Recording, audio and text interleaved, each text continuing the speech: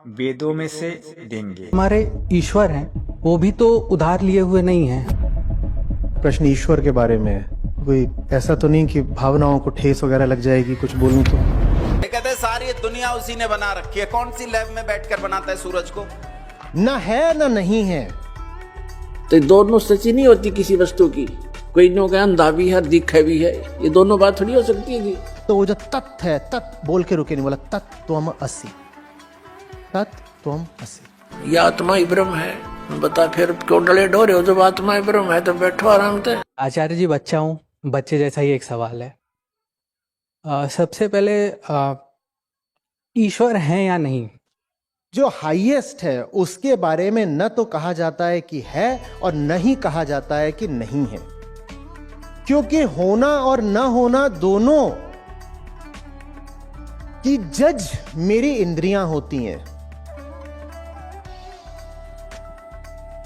यहां ये तौलिया है बोलो, है कि नहीं है?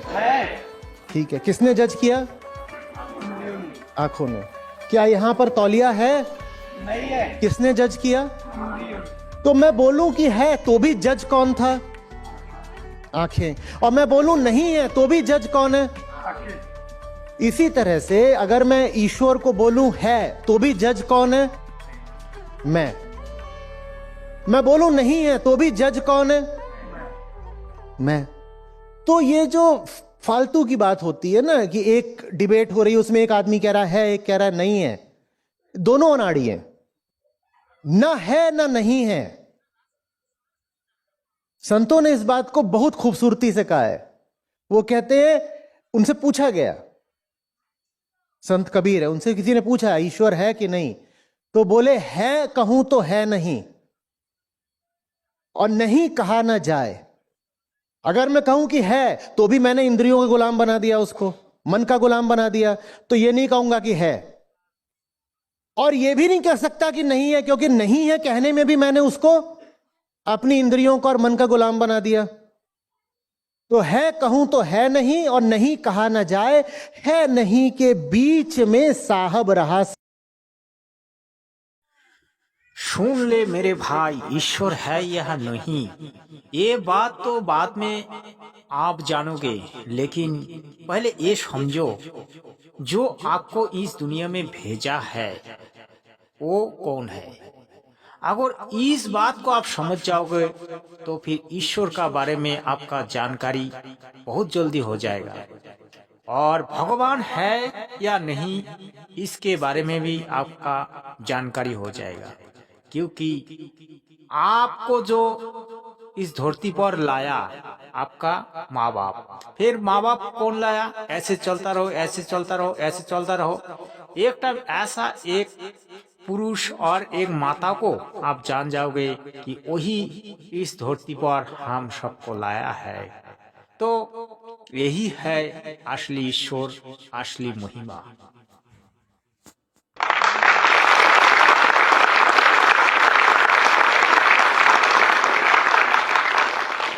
ना है ना नहीं है। जो कहे कि मैं तो आस्तिक हूं तो कहता हूं कि है, वो भी ईश्वर को अपना गुलाम बना रहा है। जो कहे कि मैं नास्तिक हूं और घोषित करता हूं कि नहीं है, वो भी ट्रुथ को अपना गुलाम बना रहा है।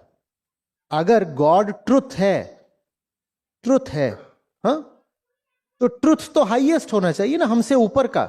यह हमारा गुलाम होना चाहिए, हमसे ऊपर का होना। तो उसको लेकर के मौन ही सही है।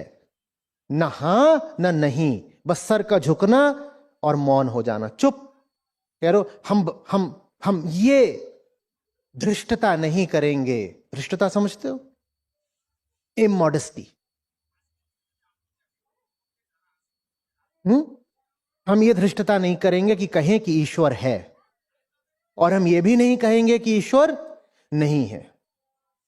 हां या नहीं, होना या न होना सिर्फ मटेरियल ऑब्जेक्ट्स के बारे में कहा जा सकता है, सिर्फ मेंटल ऑब्जेक्ट्स के बारे में कहा जा सकता है। और जिसको भी आपने कह दिया कि है, या जिसको भी आपने कह दिया कि नहीं है, उसको आपने ऑब्जेक्टिफाई कर दिया। क्या कर दिया? ऑब्जेक्टिफाई कर दिया। क्योंकि है या नहीं है ये एग्जिस्टेंशियल कैटेगरीज हैं जो सिर्फ ऑब्जेक्ट्स पर लागू होती हैं। तो ये डिबेट जो है ये फिलोसॉफिकली इनवैलिड डिबेट है। जो लोग ये डिबेट कर रहे हैं अगर वो थोड़ा फिलॉसफी को समझेंगे तो कहेंगे कि ये लगभग ऐसा ही सवाल है कि खुशबू का रंग क्या होता है। साहब आप कैटेगरी एरर कर रहे हैं, खुशबू का रंग नहीं होता। या कोई पूछे कि अच्छा बताओ ये सफेद रोशनी है इसकी गंध क्या है, तो ये कैसा डिबेट है। और एक कह रहा है कि इसकी गंध अच्छी है, एक कह रहा है इसकी गंध बुरी है, और जबरदस्त डिबेट चल रहा है।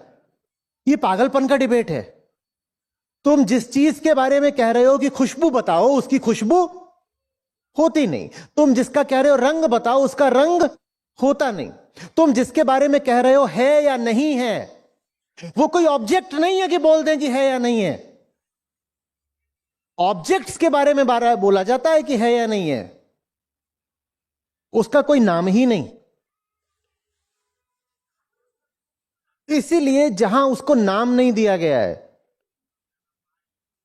उसको महावाक्य बोला गया। आत्मा ही ब्रह्म है। बता फिर क्यों डले ढो रहे हो? जब आत्मा ही ब्रह्म है तो बैठो आराम से। तो कुत्ते की आत्मा ही ब्रह्म है, फिर तो सैर से पट्टे करती फिर। अरे हम यहाँ बुरा हाल हुआ पड़ा है, अज्ञान के कारण हम ऐसे आप दंत कथा बना बैठे, ना वेद ज्ञान और ना इनके पास कोई अन्य शास्त्र से परिचित, ये अपना दंत कथा बना रखी। पुण्यात्माओं, परमात्मा का जो ज्ञान है परमात्मा ही करा सकता है। जीव अपनी शक्ति बल से या अपने अभ्यास प्रयत्न से परमात्मा को नहीं जान सकता। तो परमात्मा नहीं देख सके वह परमात्मा का जो प्रकाश देखा है, तो परमात्मा बिना प्रकाश होगा किसका? वो तो ऐसा है जैसे ये शरीर है हमारा, ये ऐसा है जैसे किसी सरोवर तालाब के साथ में कोई मकान बना हो, कोई महल बना हो, और उस सूर्य का प्रकाश उस सरोवर के जल से रिफ्लेक्ट होकर, प्रतिबिंब होकर के, और उस मकान की किसी छत पर लग रहा हो, तो वहां उसका प्रकाश तो सूर्य का है, लेकिन वो सूर्य नहीं है। और कोई ये कहे ये प्रकाश तो सूर्य का है जो घर में हम देख रहे हैं, लेकिन सूर्य निराकार है।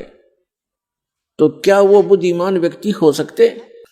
और जो निराकार और साकार दोनों स्थिति बताते हैं वो कति अनजान है। वो कहते हैं परमात्मा मूलतः तो वो निराकार ही है, लेकिन यहां साकार बनकर आता है, जैसे श्री राम और श्री कृष्ण रूप में। कोई बात हुई? फिर निराकार साकार अलग कैसे हो गया? तो साकार मानो या निराकार मानो उसको। तो दोनों सच्ची नहीं होती किसी वस्तु की। कोई नो का अंधा भी है और दिखे भी है, ये दोनों बात थोड़ी हो सकती है। अंधा है तो अंधा ही है, उसको दिखता नहीं फिर, और दिखता है फिर अंधा कैसे? निराकार है तो साकार कैसे? वो साकार है तो निराकार कैसे? तो जिन महापुरुषों को परमात्मा स्वयं मिले अपने प्रयत्न से, पुण्यात्माओं, आज तक किसी ने भगवान को पाया नहीं। राज्य भी त्याग दिया, परिवार भी त्याग दिया, जंगल में वन में जाकर के गुफाओं में भी रह लिए, धुने लगाकर प्रयत्न किए, चारों तरफ आग बाल कर, और झरनों में खड़े होकर भी साधकों ने परमात्मा प्राप्ति का प्रयत्न किया, लेकिन ऑल इन वेन, यानी सभी निष्फल रहे, क्योंकि उनकी साधना अकॉर्डिंग टू द शास्त्र नहीं थी। उनकी साधना शास्त्र अनुकूल नहीं थी, मनमाना आचरण था। और अब भी जो कर रहे हैं मनमाना आचरण, वो भी अपना जीवन व्यर्थ कर रहे हैं। ती मुक्ता दर्शत नाही, ये जग है सब अंदरे, दिखत के तो नैण चश्म, इनका फिरा मोतिया बंदरे।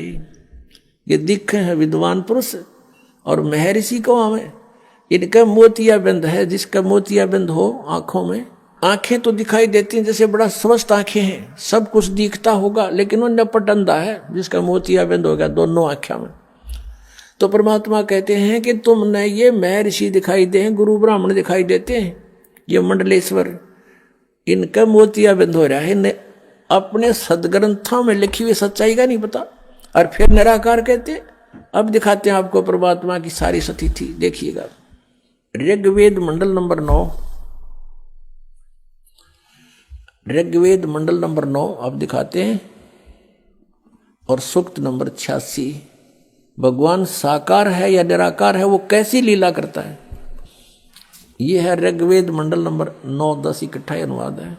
ये है सार्वदेशिक आर्य प्रतिनिधि सभा, महर्षि दयानंद भवन, रामलीला मैदान, नई दिल्ली से ये प्रकाशित है। और ये मुद्रक है Prince offset printer, 1510 Pataudi house, Daryaganj, नई दिल्ली से ये छपा है, छपा खाना इसका ये। अब देखना, ये है ऋग्वेद मंडल नंबर 9 और सूक्त 86 का मंत्र नंबर 26। इसमें लिखा कि यज्ञ करने वाले यजमानों के लिए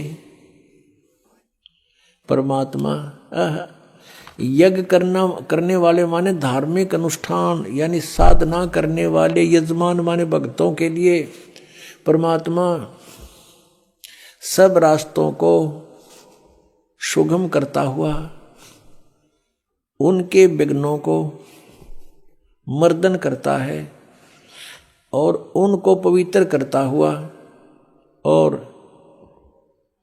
अपने रूप को सरल करता हुआ वह कांति में परमात्मा। यह लिखना था कबीर देव, कवि कोई भी सर्वज्ञ नहीं हो सकता जिसको सारा ज्ञान हो।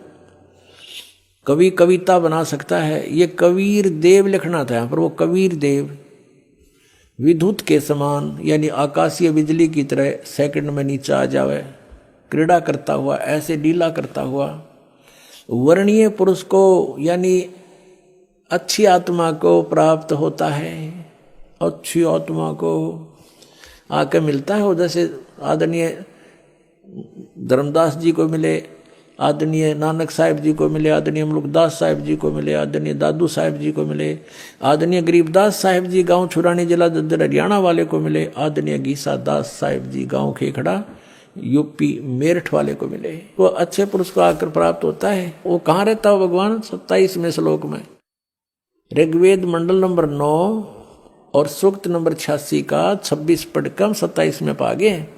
इसमें इन्होंने ये जो निराकार मानते थे भगवान को और वेद बता रहे हैं, वह परमात्मा प्रकाश पुंज को, परमात्मा को, जो परमात्मा ध्युलोक के तीसरे पृष्ठ पर विराजमान है वहां रहता है। तीसरे एक स्थान पर रहता है ध्युलोक के यानी उस तेजो में लोक सतलोक के एक स्थान पर, तीसरे स्थान पर विराजमान है स्थान पर।